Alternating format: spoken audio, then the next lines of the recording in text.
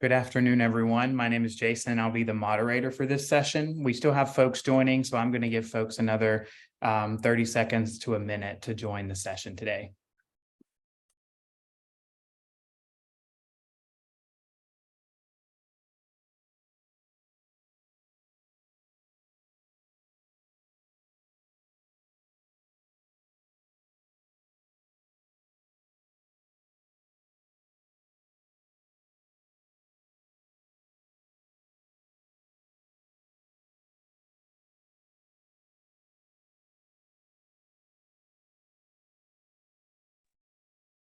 Hello, everyone, and thank you for joining us for this session. My name is Jason Bird. I use he, him pronouns, and I'm coming to you today from Fort Smith, Arkansas.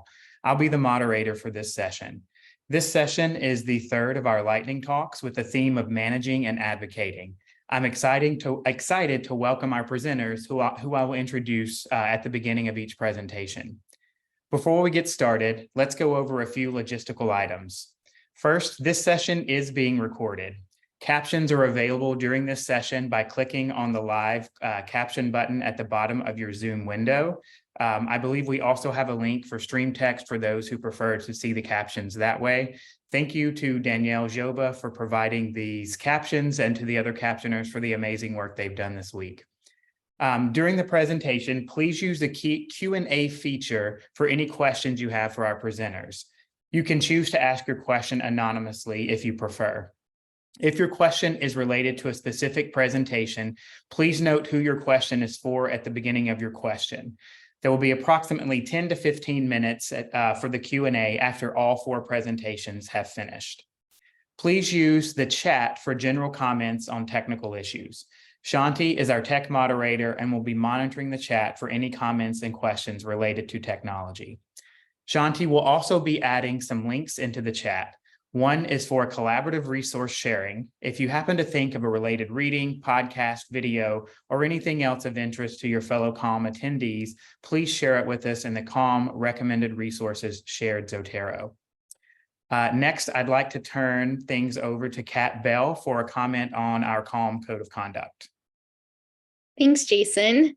Shanti's going to put in the link for our code of conduct. And as we approach the end of the conference, we just wanted to say a few more words about our code of conduct. Please remember that our COC extends to all conference spaces, including our session evaluations.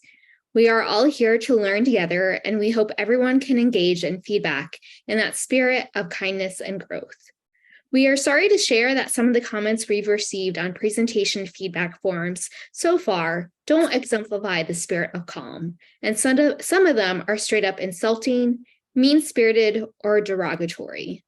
We ask that you please remember that words do have impact, and that while constructive and challenging criticism is welcome, if you can't abide by that, please refrain from leaving comments. Thank you so much for your care and attention, and I'll turn it back over to Jason. Thank you, Kat. And with that, we are ready for our first presentation. If you all want to start loading your slides. Our first presentation is Building and Sustaining a Grassroots Community of Practice for Middle Managers. Our presenters are Britt Fagerheim, Kris Johnson, and Beth Filar Williams. Go ahead. I'm Britt Fagerheim, and my winding management path went from a reference and instruction librarian to head of reference and instruction, the department, interim associate dean, then again a reference and instruction librarian, and finally my current position is incoming department head and associate dean. Hi everyone, I'm Kris. My pronouns are she, her, and I'm currently a department head for the Learning and Research Services Department at MSU Bozeman Library. That's Montana State University. Our department is essentially all public services: circulation, building management, reserves, reference instruction, and research services. And I just realized I went out of order. And so I am going to now turn it over to Beth. She's going to finish hers, and then I'm going to finish mine. Awesome. Well, welcome everyone. My management journey includes various types of libraries over the past few decades. starting right at a grad school, managing a middle school library in Maryland with a staffer twice my age, to CU Boulder, managing a map and GIS unit in a branch library with a few staff and students doing a little bit of everything. As a librarian in North Carolina, I took on some year-long interim opportunities, managing ILL 1 year and then Digital Media Center. And now I'm at Oregon State University. I moved here for a big management role of head of lead or their access services unit for 7 years before stepping down by choice last summer for some self-care. Yeah, so Beth and Britt and we have all held very different library positions throughout our career. And I will say my last position, the one I'm in right now, is really where I've needed the most support from colleagues outside my institution. So speaking of colleagues, Britt is going to tell you a little bit about some of the other colleagues who represent the group that we're going to talk to you about. Yes, the other core members of our group are from North Carolina State University Libraries, University of Houston Libraries, and Brock University Library in Ontario, Canada. And as you saw on the previous slide, all three of us work at institutions that happen to be land grant institutions. And we acknowledge the problematic nature of this and encourage you to read more from this High Country News article. Okay, to jump into our topic, which is talking about communities of practice. Our talk today really isn't going to present research on the topic of communities of practice. In fact, when we first started our group, we didn't, and we still don't call it a community of practice, even though that's essentially what we are. If you came here wanting to know more about communities of practice, there's a lot of research out there and you all know how to find it. We will, though, give you one citation from the Wengers, which is listed here on this slide. This is sort of a core resource for learning more about communities of practice. Formally, communities of practice are groups of people who share a concern or a passion for something they do and learn how to do it better as they interact regularly. So instead of the formal research on the topic, we just really want to tell you about a group that we started roughly 8 years ago and that we still have going today. As I said, we didn't call it a community of practice when we started. We were just a few folks newish to management and leadership looking to connect with others. Beth and I knew each other when we used to work in Colorado. And then coincidentally, at the same time, back in about 2014, 2015, we started very similar public services management jobs at those aforementioned land grant institutions. I met our colleague Rob from NC State University Libraries at the Leading Change Institute, and he was really keen to stay connected. I met our colleague Monica from Canada at the D4D conference in Austin, and we really hit it off. Beth and Britt knew each other from the Mountain Plains Library Association Leadership Institute. Rob organizes us by scheduling the monthly meeting and providing a Zoom account. The key thing that has really kept us connected is the informality of our group and that there is no prep needed to participate. Despite that, we always have something to talk about and we fill up the entire hour every time we meet. So what do we talk about? Well, we talk about things you wouldn't put on a listserv, but things that you would put on a listserv. Our group has been able to deliver on what is important to each of us, including a space where we feel comfortable sharing. It could be personal struggles, career support, but it's also a wealth of knowledge, sharing ideas on how we do things or tackle challenges. I mean, COVID-19, right? As well as our non-judgmental attitudes. The ability to share issues with a neutral group of people who aren't embedded in the dynamics of our individual libraries, managing up and down, supervisory challenges. They're often hard to discuss at your place of work. Even being vague about the issues, people in your library often know exactly who you're talking about or what you mean. So even though we try to keep identities confidential as much as possible in our group, we offer broad strokes and coaching ideas or advice. We still need to be professional, but yes, we all need to vent. So we do vent, but we try to approach it beyond just active listening and support to brainstorming ideas. And we want to make sure the conversations are productive. Our ability to learn from each other on complicated personnel issues while preserving confidentiality are really key elements of our group. And we're all from similar sized public institutions, which helps set a baseline of common issues and circumstances in our libraries. However, we all have different levels of funding, which enables us to bring varied perspectives. Our group has gone through various iterations over the past 8 years, and we've had members come and go as life and work dictate, but our core group is still here. We think we're together because of the positive benefits we've gained through our casual, non-structured setup. Our discussions are often very concrete with practical sharing of information, policies, and practices. And as Kris indicated in the definition of the community of practice, it's a group of people who share a concern or a passion for something they do and would like to learn how to do it better as they interact regularly. And we wanted to talk to you all about our group, both to share the benefits we've experienced, but also to provide suggestions and ideas for putting together your own groups or communities of practice. All right, so some advice for getting started. Our first point is to find your people. And how do you find your people? As I mentioned previously, I had connections with 3 of the core people from that ended up forming our group. For whatever reason, we just clicked it off with each other. So my advice to you in this area is really don't force it and don't stress out too much about the details of forming your group. Just do what feels comfortable. If you're really new to librarianship and looking for your people, one thing I did early on when I was an information literacy librarian at Cal State Chico was I just looked up people who did roles similar to mine. I emailed them and I just started my own group. Now, Kris's cold calling is a great way to connect, but if that seems kind of intimidating to you, my advice is just to simply pay attention and notice. Wherever I am in a situation, I'm connecting with someone. It's a conference, a workshop, presentation, an institute, a committee. Through this relating, I then follow up and reach out. I did this at my previous institution in North Carolina when I was an online learning librarian. It was like a similar community of practice, like the one we're talking about today. So advice for finding your people: look for similar responsibilities, people you communicate well with. Don't worry too much about finding the perfect team. We need to stop thinking about things as being perfect. There's not going to be a perfect range of everything. So think about meeting someone that's in a similar area to you. Maybe it's a certain affinity group or lived experience as you have had.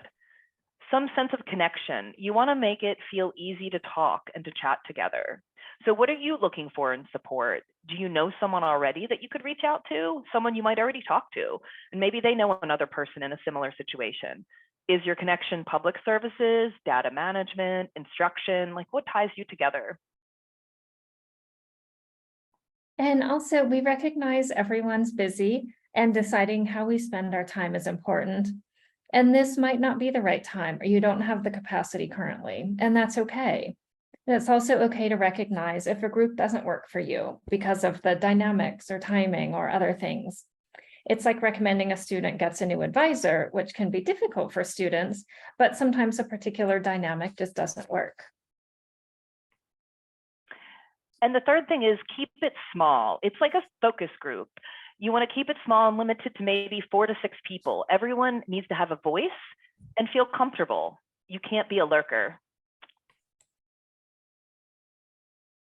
So to summarize, the benefits we've received from our group are developing mutual respect, a lot of stress relief, sharing information about the functions and services of our libraries, and data and ideas, and importantly, also occasionally getting a reality check. Thank you all very much. Yeah, so something I noticed from attending some of the calm sessions is that, especially at the middle managers session yesterday, people really seem hungry to connect with one another.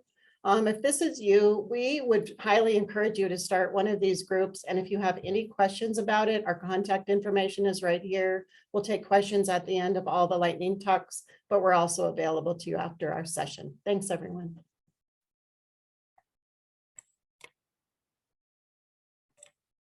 Thank you, Britt, Kris, and Beth, for your lightning talk on community of practice. Our next presentation is Multidirectional Leadership by Kevin Yanowski. Kevin, whenever you're ready, take it away.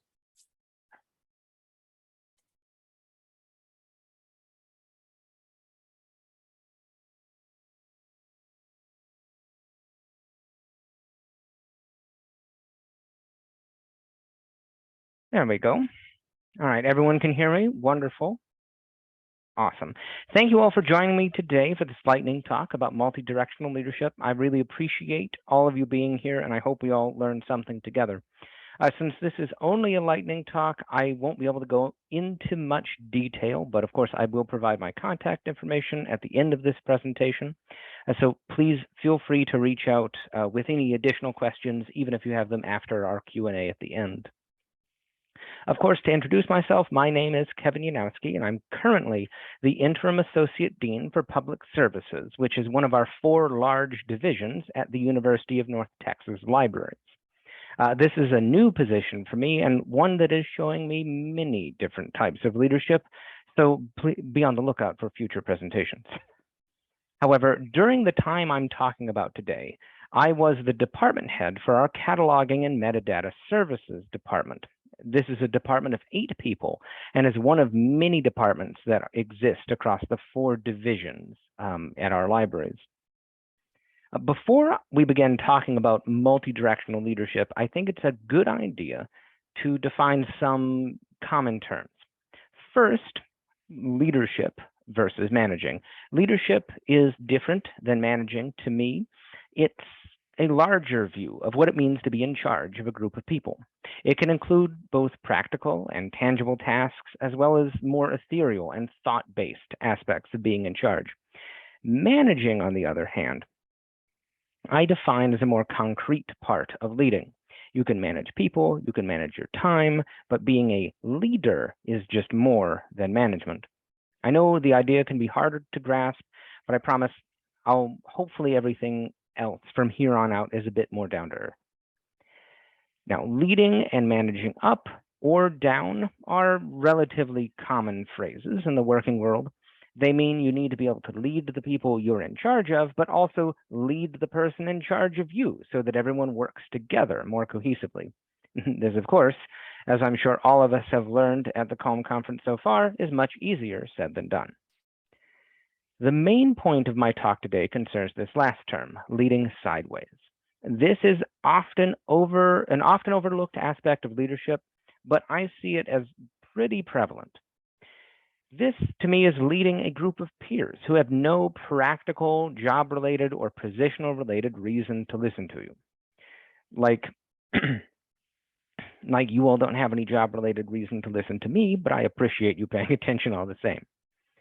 I'm almost certain, though, that everyone here has at least experienced sideways leadership in some form at some point in their life, whether that was being on the playground and having someone take charge of something as a kid, or you were leading an all-volunteer group that was part of an organization you belonged to. Today, I'm going to give you 2 different examples of leading sideways that I experienced at the UNT library. The first case study is our cataloging work group.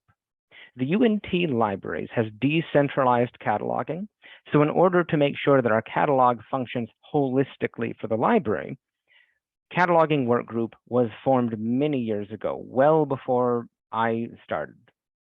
This group traditionally was chaired by the head of CMS, but we recently made the shift to having co-chairs, the head of CMS and another cataloger from within the library.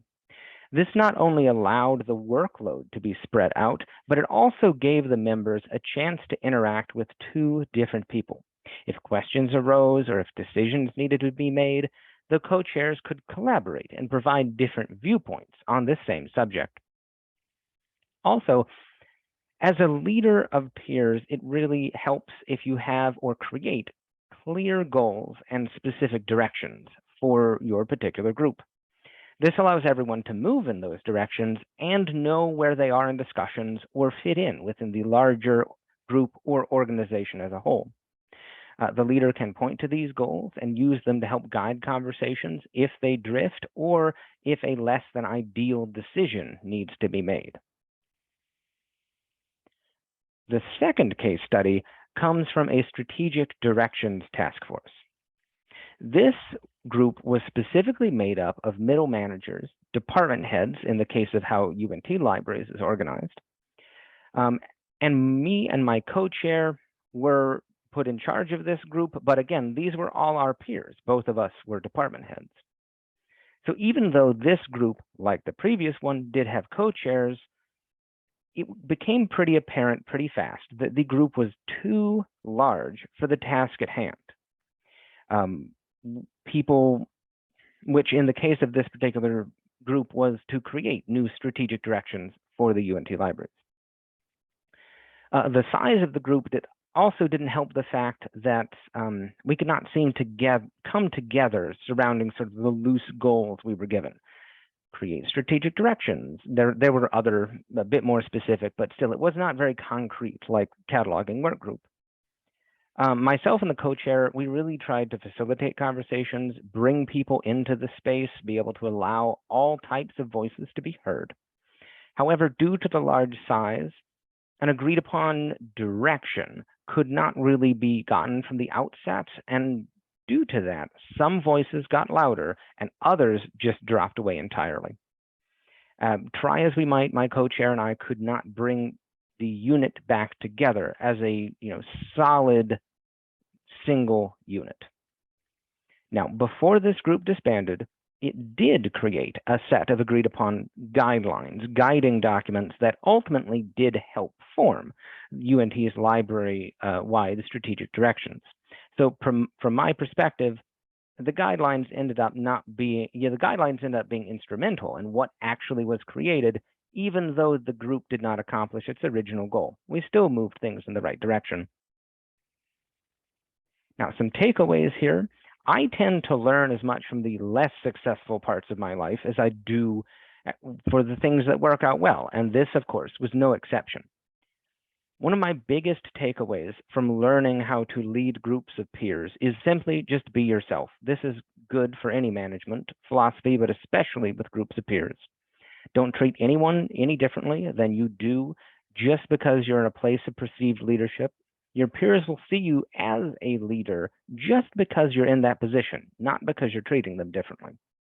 Also, use the relationships that you have already built with your peers. These can go very far in establishing trust.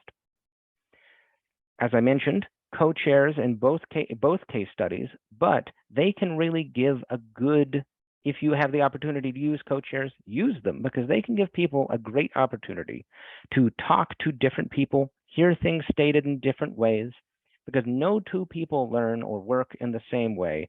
And by using co-chairs, you have a better chance of reaching and connecting with more of the team. As long as you and the other co-chair are on similar pages, you don't have to be exactly the same, but as long as you're moving together in the same direction. One of the biggest points that I've found to be important is have a specific agreed upon set of goals or outcomes at the very start.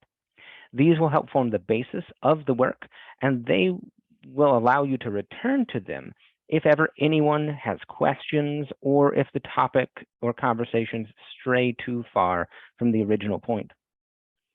Also important, as a leader, think about the types of meetings that you have with some of these peer groups.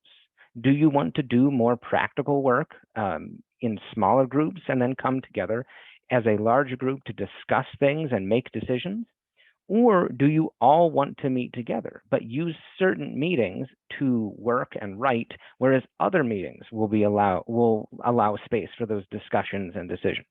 There's not a right way. It really just depends on the type of people you're working with and what the agreed upon goals are and the personalities of the people that make up particular groups. Thinking about the group and leadership structure, having goals, and just generally starting to plan as early as possible will go a long way in all aspects of multi-directional leadership, be that up, down, or sideways. So thank you very much for listening. I do hope you learned something new today, or at least thought about something in a different way. My email here on the screen, kevin.yanowski@unt.edu. And please do reach out to me at the if you have any questions after this, and of course there'll be time for questions after everyone is done talking. Thank you.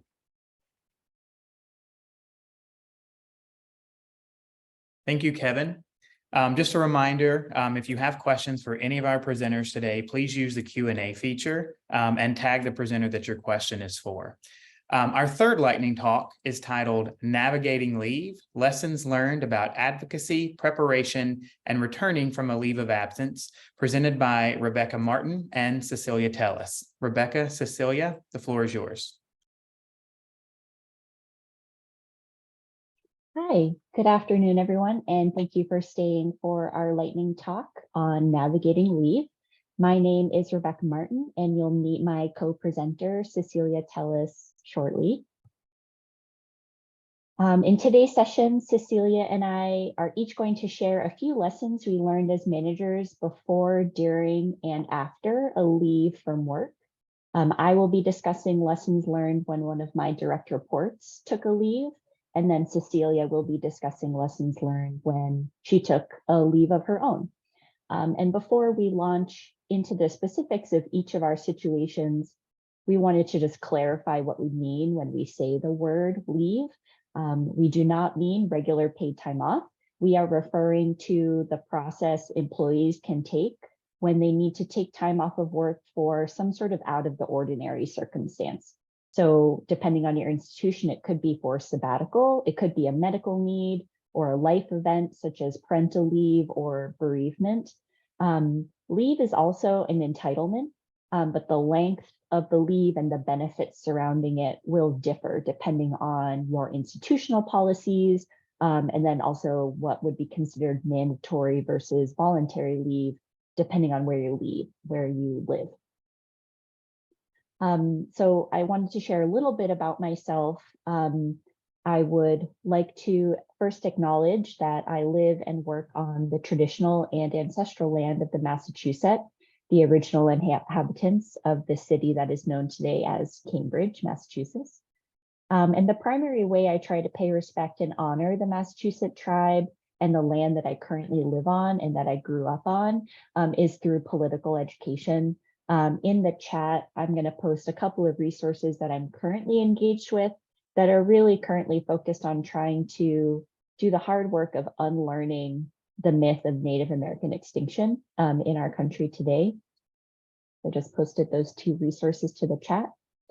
I would also like to share quickly the ways in which my positionality and my management philosophy contribute to the lessons that I'm going to share today about my direct reports leave.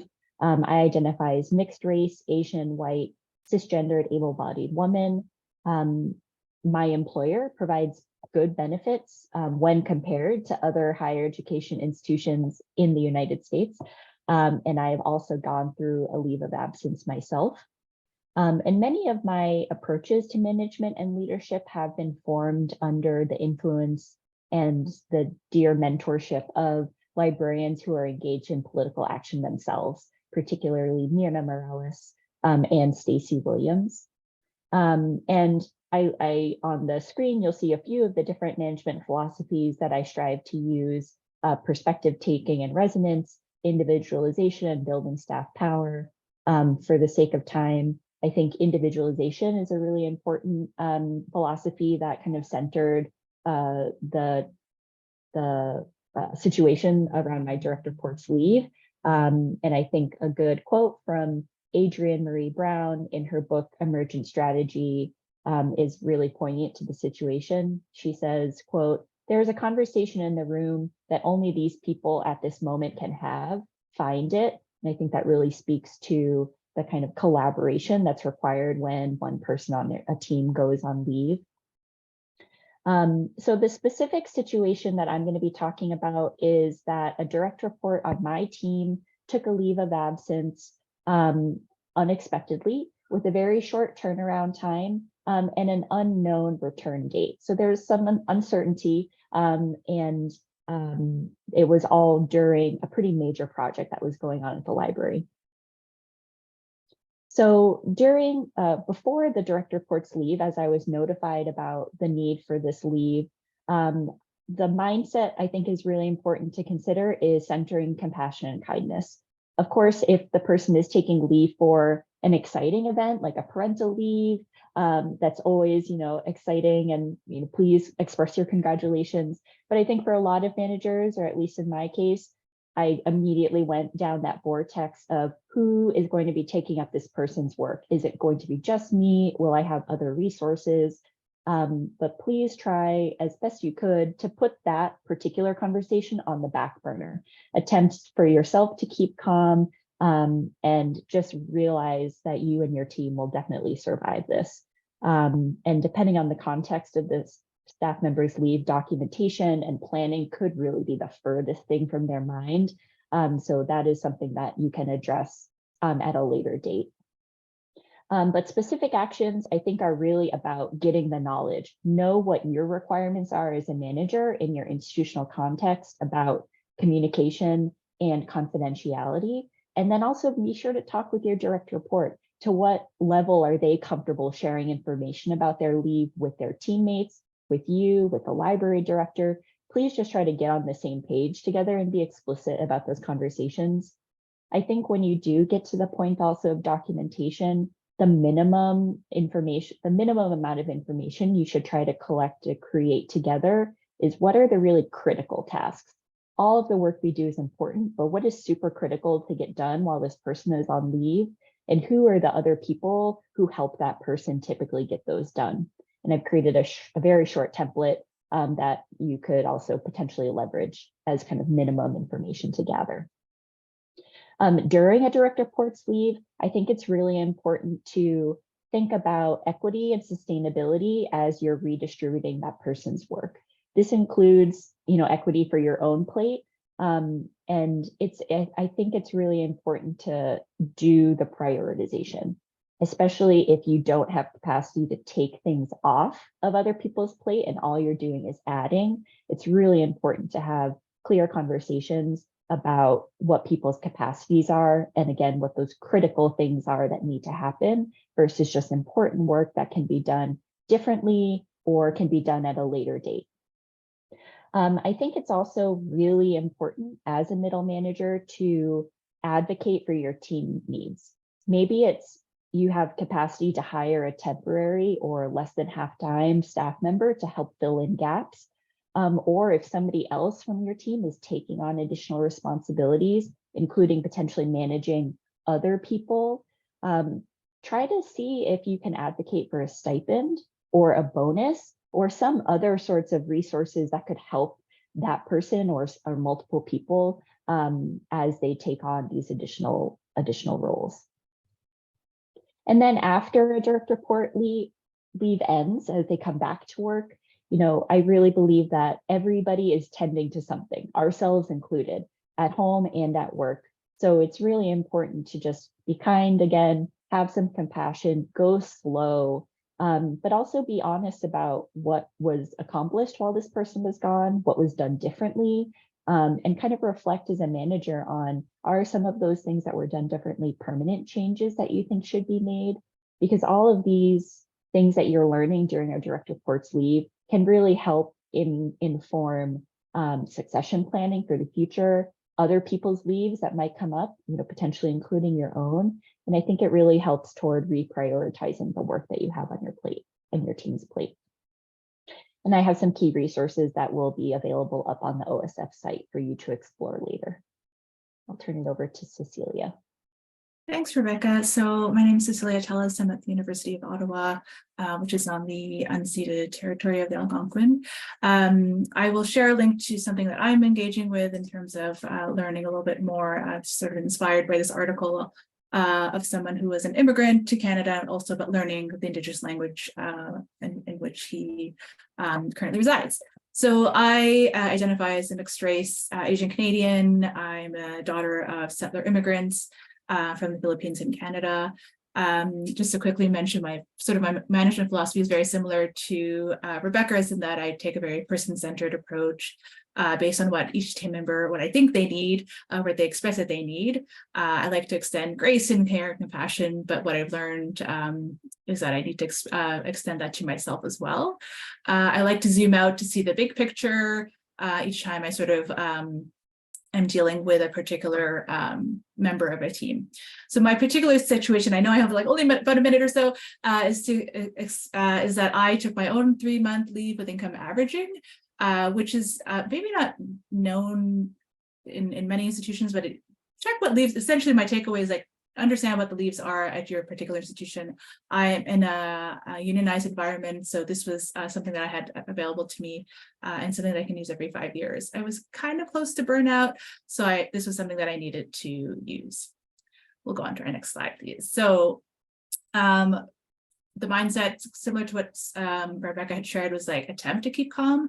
I'm sharing this because I did not keep calm and I probably had made some missteps. Absolutely, your department is going to survive without you. You might think that is not the case, but they're going to be just fine. Center your own health and well-being. There's probably a reason why you're going on leave. It's definitely more than okay that you're heading off. So similar to some of the things that Rebecca mentioned, so really inform and reassure your team and your supervisor, organize knowledge sharing sessions. I do have a template myself that I've shared in the list of resources, one-on-one meetings. Obviously, there are some things that you can't really document. Time is up. So I'm gonna go quickly to maybe like near the end of my slide. So generally, yeah, after leave again, transition back, progressive return, take what you need to return back. I'm going to leave you with this last slide because I think I really enjoyed this quote. And here's my resources for you. So what if instead of working anymore, I just walked straight into the ocean? Went for a nice refreshing swim, created some space for some impossible problems to loosen up and entangle in the background, reorganized my priorities and reoriented where I share my time and give my attention. So if that's all you've learned from me today, that is the slide and I enjoy it. Thanks so much. Thank you, Rebecca and Cecilia. Before our last presenter takes the floor, just a reminder about the Q&A. Please add your questions, tag the presenter, and we'll get to those at the end of our fourth and final talk, which is titled, "What Do You Prioritize? Conversations to Improve Advocacy and Job Fulfillment." And our presenter is Maoria Kirker. Maoria, you're up. Thank you, Jason. Hello, everyone. My name is Maoria Kirker. I'm the Teaching and Learning Team Lead at George Mason University, and today I'm going to talk to you about a series of conversations that I had with my direct reports about the work that they prioritize. Okay, so to give you sort of like the thesis statement of why I did this, so by having intentional conversation about what employees value and prioritize, and quite frankly, this should probably be an or statement because that is how I framed it for them. I can better understand the work of their jobs, what motivates and excites them, and where I can concentrate my work as a manager in advocacy with upper administration. So that was sort of like my rationale for the conversations that we had. And how I got there is because like 7-8 years ago, I found myself in a situation where I was the most burnt out I'd ever been. I was teaching way too many instruction sessions as an instruction and assessment coordinator. I had no direction in that I didn't know if the direction I was taking was the direction my boss wanted me to take. I thought I was communicating how busy, and I shouldn't say busy, but overworked and tired I was, particularly like in the heat of the fall and spring semesters. But as I was communicating that, I was getting more projects and more things on my plate from my supervisor. And so I felt very unheard. And so I approached her with a conversation about, hey, can we both put together a list of what you think and what I think the top 5 things I do in my job are and how much time that takes. And it was an enlightening conversation. She had a very different list than I did. And we were able to talk about like, what's the discrepancy? What don't you know? What don't I know? What are the expectations that are maybe aligned or misaligned? And so when I became a manager, I decided to replicate this a little more intentionally with the folks that I supervise. So a little bit of context, I'm at George Mason University. It's in Fairfax, Virginia, the larger Washington, D.C. metro area. And the teaching and learning team consists of 13 full-time folks. There's 5 librarians, including myself, and then 8 classified staff members. And so the 4 faculty librarians report to me. I am their supervisor, and then they each have 2 classified staff reporting to them. We are what I would describe as functional specialists. So while we all have subject area liaison responsibilities, we are things like instruction coordinator, assessment coordinator, outreach focused, online learning focused. So what did I have them do? So I both spoke to them in one of our regular meetings about this to make sure that they were comfortable with it, sort of gave them the high level view of what we wanted. And then I followed up with written instructions. So their steps were simple. What are your top 5 priorities or work tasks that you see in your job? And then approximately what percentage of your time do those tasks take? And I was really clear, like, you might really, really prioritize teaching, and that takes less time than another task. So they don't have to be in the order of how much time they take, but what do you prioritize, right? And so prioritize here meant either like literally this is the thing that I'm going to do no matter what, or the thing that I actually like really value, and this is what keeps me coming back to work day after day. I left it vague or like ambiguous in that way intentionally. And I did the exact same thing. I thought about what I knew about their jobs, what I thought the highest priorities were based off of sort of the needs of our team, and what I knew about them individually as workers. And then I like estimated based off of, again, what I knew, how much time each of those tasks took. So we came together during one of our regular meetings. We planned this. It was on everyone's calendar. First part of our next regular meeting, we're going to have a really intentional conversation about this. And how I set these up is they walked through the list that they had first. I didn't comment except for sometimes asking follow-up questions just to clarify, like if they said teaching. Okay, are you separating face-to-face teaching and online teaching? Because you do both. Like, how are you conceptualizing those? And then I followed with the list that I had, highlighting any differences, why I thought certain percentages or the order that I put them in, et cetera. And oftentimes they were really in sync with each other. Sometimes it was just like the percentages were a little different, but sometimes they were off quite a bit in that, you know, they all supervised people, and 2 out of the 4 forgot to put managing and supervising on their list. And I was like, I noticed you're missing something key. Where do you see this fitting in? And it was a really good conversation to talk about their own managerial style, because for one of those people, they were like, oh, I just sort of like, it's all part of this other thing. It's not something I think about separately. And I was like, okay, I get that, but also maybe that's not great for your staff. So how can we work around that? I also had another staff member who, or a librarian whose staff positions were vacant for a really long time. And at the moment we had the conversation, those positions were just filled. And they were like, I don't know where to fit this in because I've readjusted my position to be this one thing. And now I have to reconfigure it based off of the time it takes to supervise and manage people. So we were able to have like a conversation about like, how do you do that? And it led to action right away. So what can I do to ease the burden? So these are all questions like I sort of directly asked or we indirectly talked about. So what can I do to ease the burden of some of this list? So some people's lists were just like, your percentages is equal to 120%. So what's going on? How can we ease some of this? And I would literally be like, I can take that off your plate. I know someone who can help. And I wouldn't do that without like a conversation, right? We would talk about if that's okay. Can we shift anything around to build capacity and focus on your valued tasks? So a couple of folks really, really, really value scholarship and research. I want to make sure that we have time as much as possible for them to do that because happy employees stay. And I think there's always ways that we can sort of reconfigure and shift things to accommodate for that.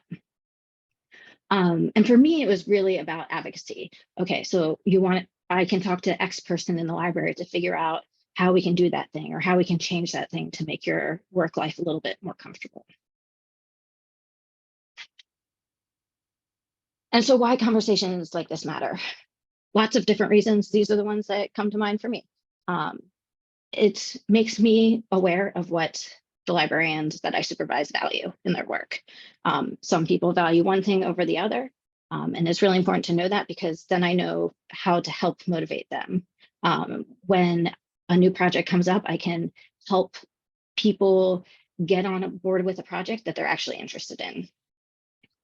I am trying to do this twice a year. So it's a way to both identify current barriers that people are facing with their work, but also persistent barriers over time. It gets us on the same page. I want to be able to advocate, and this is related to advocacy, right? Like, in order to be a good advocate, I have to know what work they're doing, how to value it, et cetera.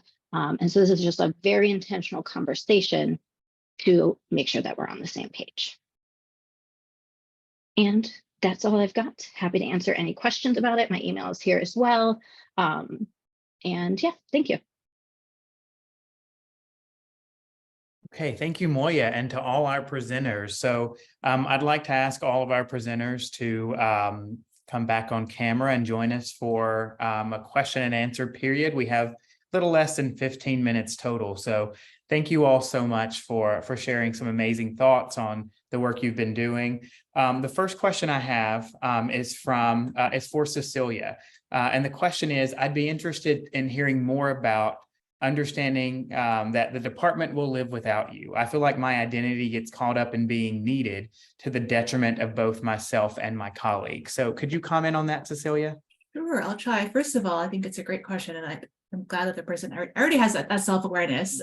So like, that is bravo to you. It's true. I didn't come to that realization quickly. Like, I think it probably took several years. I'm like mid-career at this point. And decoupling my work and identity has taken some time, right? But I think it's become so important, and we've probably done it throughout the pandemic. And that, yeah, it was such an important realization, because I know we spend, I saw this number, it's like 90,000 hours of our lives at work, and that's a significant amount, but that also leaves a lot of other hours. And so I think it is really important to to continue to do that, and to carve out that identity outside of work. As the question asker already like realized, like, it is to benefit yourself and the people around you, the people that are outside of work. So I hope that helps. It takes a lot of like more self-awareness, all that stuff, all that self-reflection. They will survive without you. It's going to be okay. And like, trust them, right? Like, you've either hired them or, were involved in their hiring. I think realizing that you put in a lot of work in those people, and that give them the chance to sort of thrive. I think that's also a space for them as well, right? If you think of it that way, if that helps. Yes, thank you, Cecilia. The next question I have in the Q&A is for Rebecca. Rebecca, how did you handle future leave for your direct report that you described in your presentation?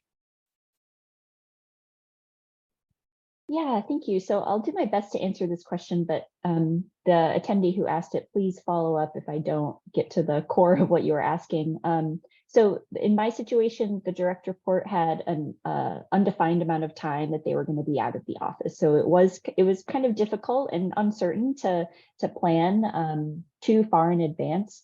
So I think the real important thing to try to do is to rebalance the work. And sometimes that means reducing the work and not just taking it all on yourself, because I think, especially if it's your direct report going on leave, it seems sometimes the easiest thing to do is for you to just absorb it yourself, or do your best to trying to absorb it yourself.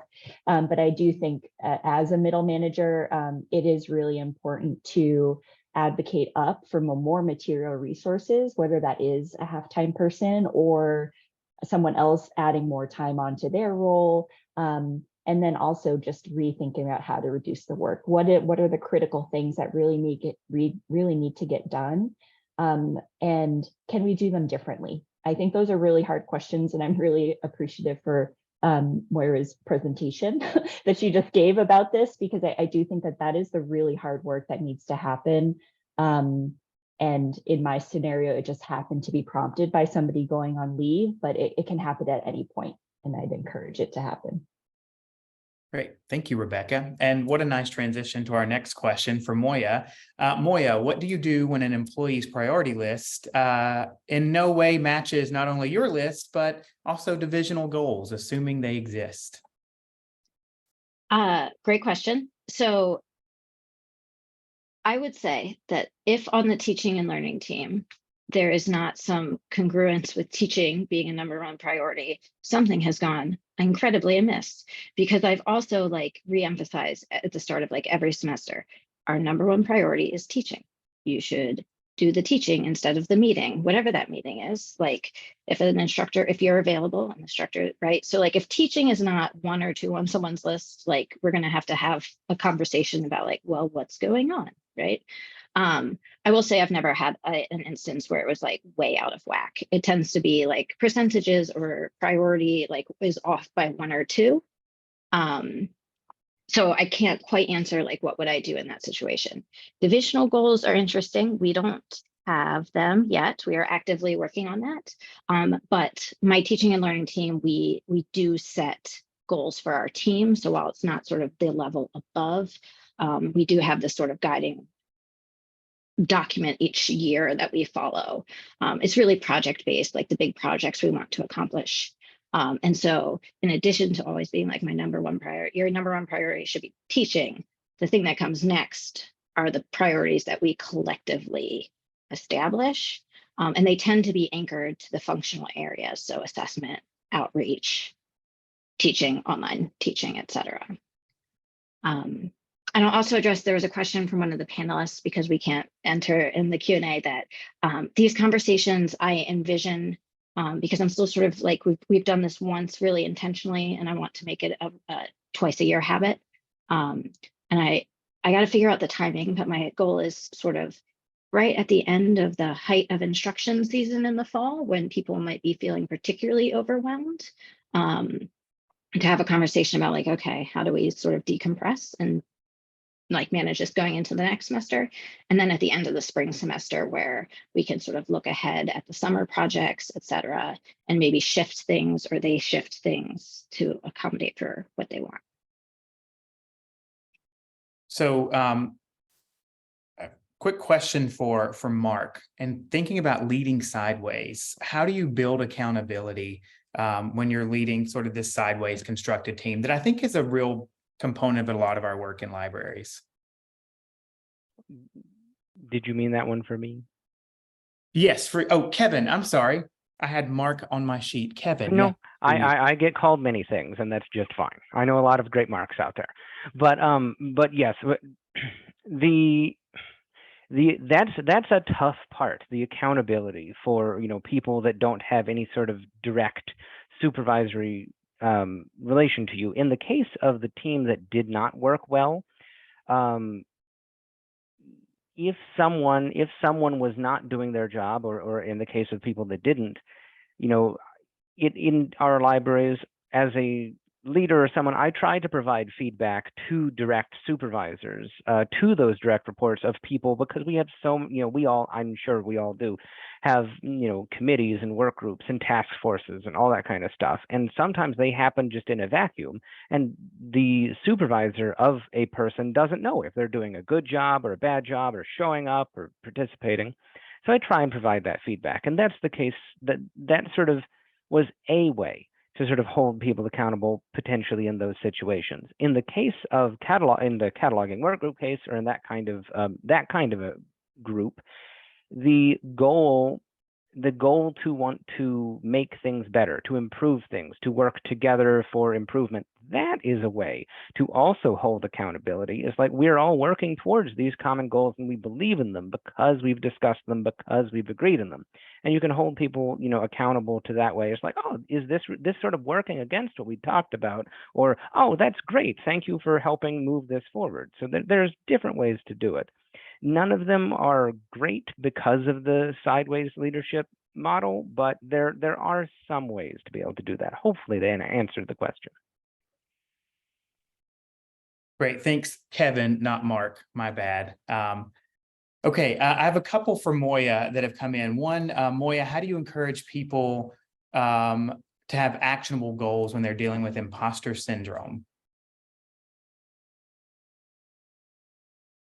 That's a great question that I could probably use some advice on too. Okay, let me reread this question. Actionable. What was it? Actionable goals. If you want to ponder it for a minute, I'll pose one to our first group and come back to you. Will that work for you, Moya? Sure. Yeah, Okay. thank you. So I'm curious from Beth and Kris and Britt to share perhaps a memorable moment that occurred in your community of practice. I'm going to close out here and go find my own, but I'm curious for some memorable moments that stand out to you in your time with the group. I think one memorable moment for me was related to something Beth actually put in the chat when she came to our group and said, you guys, guess what? I think I'm going to step out of management. Would you agree with that, Britt and Beth? I mean, that was sort of like revelatory for us. Yes. Yeah, I would say for me, thanks for saying that. That's what I was going to share, because it definitely was having this group that I trusted, that I could talk through it with, was just key to help support me with thinking about it, with transitioning, and then just that they let me stay. We had built a relationship and they've been supportive in the last year. Even though I'm doing different work, it's still very relevant, and I appreciate having this community of practice. I feel like I couldn't have gotten through it without you all. That's great. Thank you all for sharing. So the last two, including the one that Moya was pondering, we also have a question about how do you balance folks who want to do more scholarship and service and not more core librarianship. So we'll leave the last one for Moya and then we'll wrap things up. So Moya. Okay, so the actionable goals, imposter syndrome. I would first want to get to the heart of what is behind the imposter syndrome.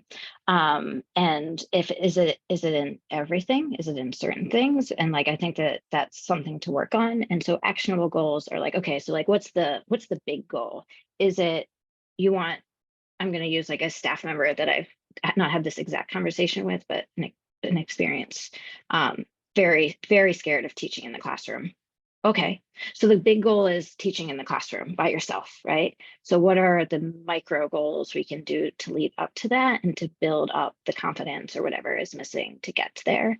And sometimes it takes time, and we're here for the people, so we'll invest the time to get them there. Should I answer? Do we have time to answer the core librarianship question, Jason? Can you answer it in a minute or less? I would say, who's saying what is core librarianship? Who's giving us that as the definition? And then I would say, let's look at the larger goals. We are one unit. There are lots of other subject librarians. Where does our team fit into the larger picture?